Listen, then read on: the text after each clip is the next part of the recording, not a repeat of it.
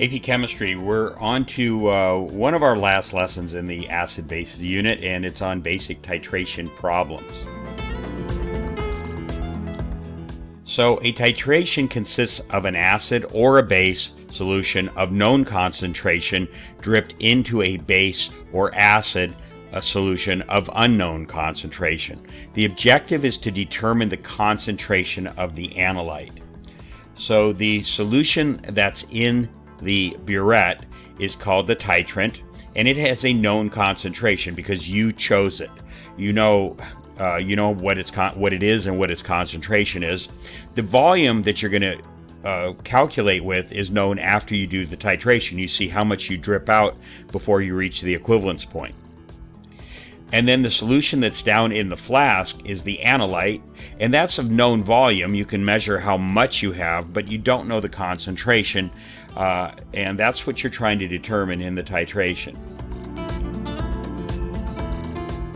So again, become fluent with these conversions from milliliters to liters. The reason is liters are used when you calculate molarity, but milliliters are what you actually measure in the lab. So you need to be able to quickly get between the two. So in titration problems, you should be able to quickly convert between milliliters, from milliliters to liters and back. So convert 350 milliliters to liters. So there you have the 350 milliliters. There you have the conversion factor of 1 liter for every 1,000 milliliters, and that gives you 0.350 liters. Of course, you don't want to have to do this setup every time you need to make this conversion, so you just use the shortcut, and the shortcut is to move the decimal 3 places to the left. So 350 milliliters, you just move the decimal over, and it's 0.350 liters. 45 milliliters, you move the decimal 3 places over, and that empty spot you fill with a 0. That's 0.045 liters. And 3 milliliters, you move 3 places to the left, and there's 2 empty spaces to fill with zeros, and you get 0.003 liters. You might need to go back in the other direction. If it's a multiple choice, they might express the answers in milliliters, so be sure you know how to get back. It's just the opposite. So 0.487 liters, you move the decimal 3 places to the right, and you get 487 milliliters. 3 liters, you move the decimal place 3 places to the right, and you get 3,000 milliliters. And that's how this works. One more, move that 3 places to the right, and you get 6 milliliters. Okay, so a titration can be visualized by using a species chart. A species chart illustrates the ions and compounds in the solution throughout the titration. So species is just a generic word that means things. What is there in the solution? What molecules, what atoms, what ions are in the solution? Sometimes you will actually hear them referred to as major species or minor species. Major species just means there's a lot of it. Minor species means there's not very much of it. Okay, so let's take a look at this. We have an analyte down in the flask of hydrochloric acid, and we're going to titrate in sodium hydroxide, a strong base. So it's a strong acid, strong base titration. So analyte, the HCl of unknown concentration in the flask. Titrant, the NaOH of known concentration being titrated in from the burette. The product is a substance being produced that can further act as an acid or a base. And spectators is a substance being produced that play no further role in the solution as an acid or a base. So it can neither act as an acid or a base, and so you just put it off to the side. Okay, so we put in an NaOH, and they both neutralize each other to produce water. The OH and the H plus produce water, and then it leaves you with 2 spectators, sodium and chloride. Neither sodium nor chloride can act any further as an acid or a base. Sodium is positively charged. It doesn't have a proton on it, so it cannot donate a proton. Chloride is the conjugate base of HCl, but it's a fake base. The conjugate base of a strong acid will not accept back a proton, so it doesn't actually ever act as a base. So it's really a spectator. Okay, we can add another NaOH to the solution. They neutralize to form water, and we have the same 2 spectators. And again, so as long as there's HCl in the solution, you're going to get this neutralization to create water molecules, and the sodium and the chloride. So what you're actually creating is salt water, Na and Cl minus. And one more, you get that. Now that you're out of the strong acid, now any hydroxides that are put in, sodium hydroxides, will just leave behind the hydroxide ion and the one spectator of sodium. So now the solution is starting to turn strongly basic. The pH is heading up to 14.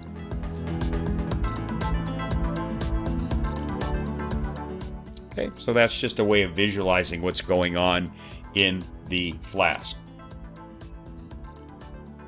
A titration involves titrating an acid or base of known concentration but unknown volume into an analyte of known volume but unknown concentration.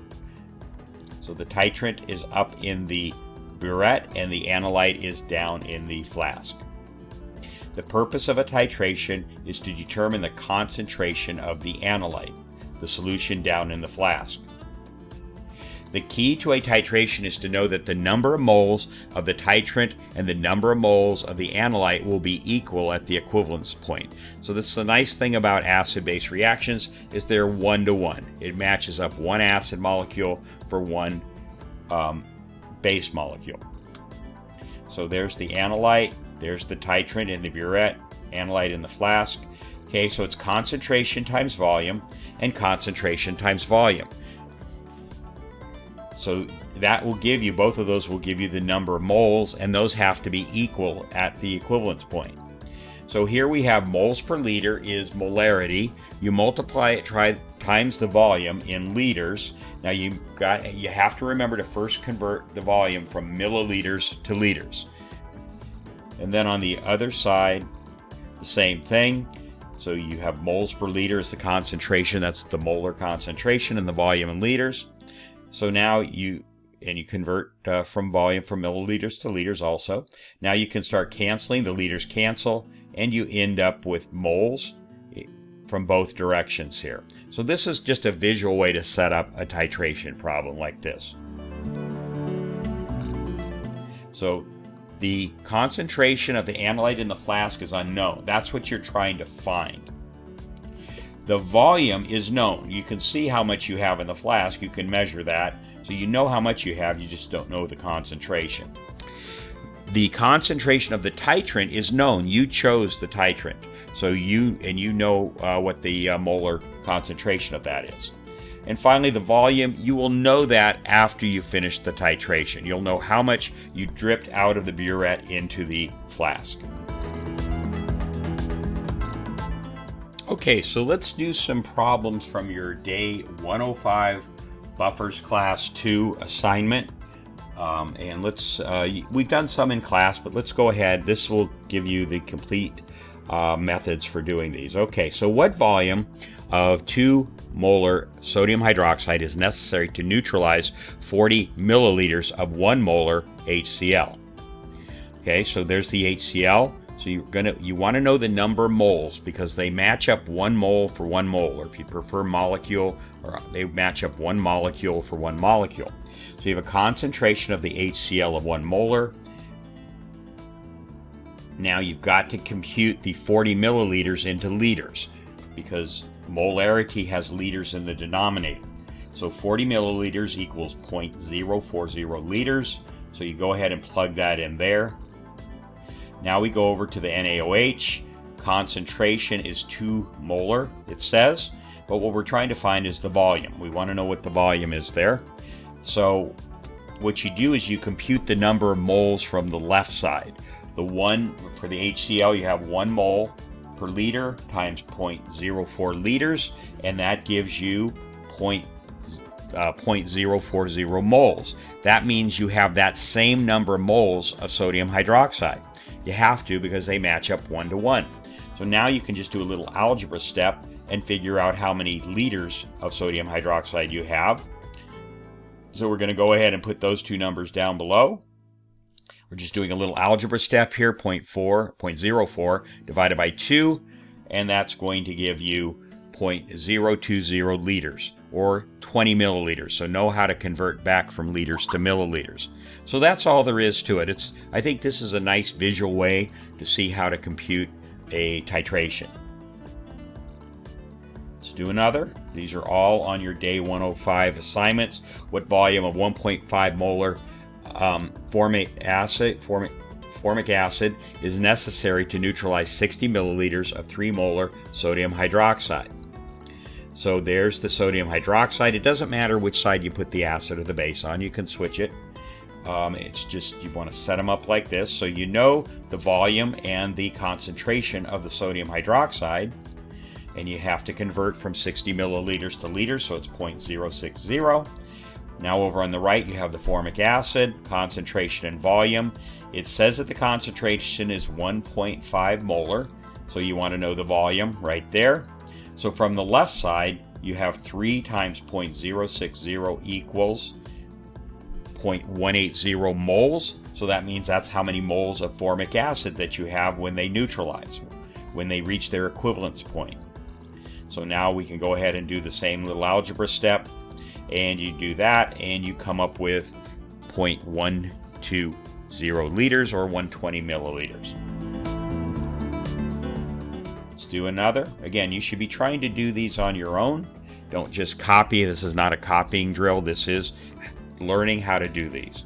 All right, concentration of HCl. If 25 milliliters of HCl is neutralized by 50 milliliters of 2 molar NH3, ammonia. Okay, so there's the ammonia. We have 2 molar. We have 50 milliliters, which is 0.050 liters. So you make that conversion. Now we come over to the other side. Concentration of HCl. We don't know. That's what we're trying to find here. But we know the volume is 25 milliliters or 0.025 liters. So we do the calculation from the left. 2 times 0.05 gives you 0.10 moles. So that's how many moles of HCl that you have as well. So now we go ahead and do the algebra step. Divide both sides, divide it by 0.025, and you get 4 moles per liter or 4 molar. You can put a capital M there. Okay, let's do another. Just a little bit of repetition so you get the hang of this. What is the concentration of 50 milliliters of weak base analyte? That means it's down in the flask if it's the analyte, when it is titrated by 20 milliliters of 1.1 molar strong acid. Okay, so there's the strong acid. We know both the volume and the concentration, 1.1 and 0.2. Again, just a reminder, convert the 20 milliliters to liters every time you do that. The weak base is going to be, we know that it is 50 milliliters, but we don't know the concentration, so that's what we're trying to find. So from the left side, from the 1.1 times 0.02, we calculate the number of moles, 0.022. Do the same algebra step, 0.022 divided by 0.050, and that gives you 0.44 molar. Okay, another. What volume of 1.2 molar HCl will be neutralized by 45 milliliters of 1.8 molar ammonia? Now remember, in the presence of a strong acid, a weak base such as ammonia will 100% of the time draw the proton to it, rather than that proton going onto a water molecule and forming a hydronium, which is what you don't want to have in a buffer. So that H, for every one of those HCl molecules that goes into the solution, that H, that proton, is going to jump over to NH3 to make it NH4, the ammonium ion. Okay, only when you run out of ammonium ions will the protons then jump onto water molecules 100% of the time. Okay, so there's the NH3, and we have both the concentration and the volume. We've adjusted to liters from milliliters. And there's HCl. So HCl, we know the concentration is 1.2 molar. We don't know the volume. That's what we're trying to find out. So we know that from the left side that 1.8 times 0.045 gives us 0.081 moles. So now we just do our algebra step here, and we get 0.0675 molar or moles per liter. So these problems are all fairly basic, how you do this, how you match up moles for moles from the acid and from the base at the equivalents.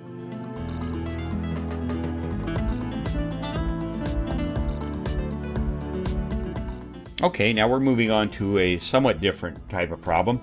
Calculate the pH when the following quantities of 0.1 molar sodium hydroxide solution have been added to 50 milliliters of 0.1 molar hydrochloric acid. So you're going to add 49 milliliters of the 0.1 sodium hydroxide to the acid. So you see that you have slightly less sodium hydroxide than you do HCl. So we're going to use a Rice table for this. And we're going to plug in our values. Now the moment HCl hits the water, it immediately dissociates and throws a proton over to the water molecule. And the sodium hydroxide will release its hydroxide. So the spectators will be the chloride ion. So you see that the HCl turned into a hydronium ion, and the chloride ion goes off to the side. It can neither act as an acid nor a base. It will never take back a proton, so it's a spectator. It won't play any further role in this reaction. Same with the sodium hydroxide. The sodium goes over and becomes a spectator. It's neither an acid nor a base. So spectators are any ions that will not further act as an acid or a base and therefore affect the pH of the solution. And of course, in the Rice table, when you put a hydroxide and a hydronium ion together, you get a water molecule. All right, so this problem has a twist to it that you haven't seen in previous Rice tables. So let's see what it is. So step one, you convert the molar concentration of each compound to a number of moles. This is necessary because the volume of the solution will change after the sodium hydroxide solution is added to the HCl solution. So in other words, we've always in Rice tables before used molarity, moles per liter of solution, because the liters of solution did not change. Now they're going to change. You have some solution down in the flask, and then you're going to drip in some more solution from the burette. So your volume is going to change. So we do the Rice table in moles, not molarity. And then at the end, when we figure out how many moles we have of either hydroxide or hydronium, then we add the volumes that we titrated or have in the flask now. That's the 50 milliliters plus the 49. That's going to be 99. So you have to figure out moles first and then put it back together to make molarity, moles per liter. So let's see how that works. So for hydroxide, we have 0.1 molar, which is moles per liter, times the volume that they gave us for this problem, which is 0.049 liters. And when you multiply those together, you get 0.0049 moles of the hydroxide. Now the hydronium. It says we also have 0.100 moles per liter, molar, and it says we have 50 milliliters or 0.050 liters. So now we multiply those and we get 0.0050 moles. So now we're going to put those two numbers. So step two, place the number of moles of HCl and NaOH into the Rice table to determine which will be the excess reactant. Because one of them is going to run out, the other one is going to be left in excess, and that's what's going to determine the pH of the solution. So here we go. We're going to put those up here. There's the 0.0050 for hydronium, and there's the 0.0049 for hydroxide. And so we see that the hydronium is going to be the excess reactant here because there's more of it than there is hydroxide. So let's just go ahead and do the Rice table. We don't need to use variables here. So we know we're going to use up all of the hydroxide because there's less of that than there is hydronium, and that gives us 0. For hydronium, we're going to react with the 0.0049 moles of hydroxide, but you're still going to have 0.0001 moles of hydronium left. So that's what's going to affect the pH of this solution. And water's really not important. We started with 0. We added 0.0049 when the H and the OH minus combined, and that left us with that. But that's really not important. Okay, now that we've gotten the number of moles, we're going to compute the volume of the solution after titration. So we had 50 milliliters of HCl and 49 milliliters of NaOH. So when you add those together down in the flask now, you have 0.099 liters of the total solution. So that's what has to go into your molarity, into your calculation for molarity now. So let's do that. So compute the concentration of H+ ions and the new pH using the new volume. Okay, so there we go. So that's how much of the hydronium ions you have, and the volume of the solution now is 0.099. So you got to put the molarity back together again now with the new volume. So that gives you 1.01 times 10 to the negative third. So that's your hydronium ion concentration. The question's asking for pH. So you do it the usual way. It's the negative log of the hydronium ion concentration, and that gives you a pH of 2.99. So a weak acid concentration. All right, let's do another one, very similar. Again, be sure you understand these and are not just copying them. All right, so calculate the pH with the following quantities. It's the same question, except now you're going to put in 51 milliliters of the NaOH. So you're going to put in more NaOH than HCl this time. Okay, so there's the spectators over there on the right. So you have HCl, NaOH. The HCl is going to produce a hydronium ion, and the Cl is going to go over and be a spectator, just as it was in the last reaction. NaOH, same thing. You produce a hydroxide, and the sodium goes over and is a spectator. All right, now we have the H2O. Now, convert the molar concentration of each compound to the number of moles. So again, this is the key point of doing these problems for a titration. It's necessary to use moles in the Rice table, not molarity, as we've done all the way through this unit. Why? Because this is necessary because the volume of the solution will change after the sodium hydroxide solution is added to the HCl solution. So molarity is moles per liter, but your number of liters is going to change from what they are with just NaOH and just HCl separately. Now you're going to add those two volumes together. So the OH is going to be 0.1 moles per liter times 0.051 liters, and that's going to give you 0.0051 moles. The hydroxide is going to give you the same number of same molarity, and then you have 0.050 liters. That's going to give you 0.0050 moles. So place the number of moles of HCl and NaOH into the Rice table to determine which will be the excess reactant. So there you have the 0.0050 for hydronium and the 0.0051 for hydroxide. And we know we're going to use up the hydronium first this time because we have more hydroxide. So subtract the 0.0050, you get 0. Over on this side, it's going to react with 0.0050. And you subtract, you get 0.0001. So exactly the opposite situation of the last problem. And of course, I'll throw the water in here, but it's not important. All right, now compute the volume of the solution after the titration.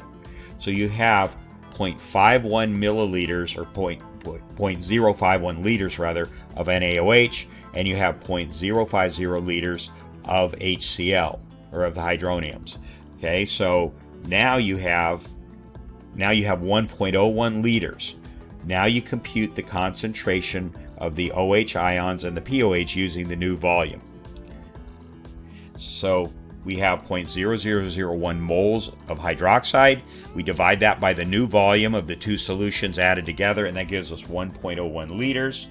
Now you just do the math, and there you get the hydroxide ion concentration. And to get the POH, you take the negative log of that number, and that gives you 4.0. That's the POH, not the pH. It's asking for the pH. So you use one. Now you use one of the formulas on your acid-base roadmap. The pH equals 14 minus POH. So that's going to be 14 minus 4, which equals 10. So that's the pH of the solution. So you can see a very small change from 49 milliliters of NaOH, just a couple of hundredths of milliliter upward, to 51 milliliters, changed the pH from 2.99 all the way up to 10. So that's that steep part of the S curve you see of the titration curve that you can see. All right, that takes care of this lesson on basic titration calculations. We'll do one on more advanced titration calculations before we're finished with the acid-base unit.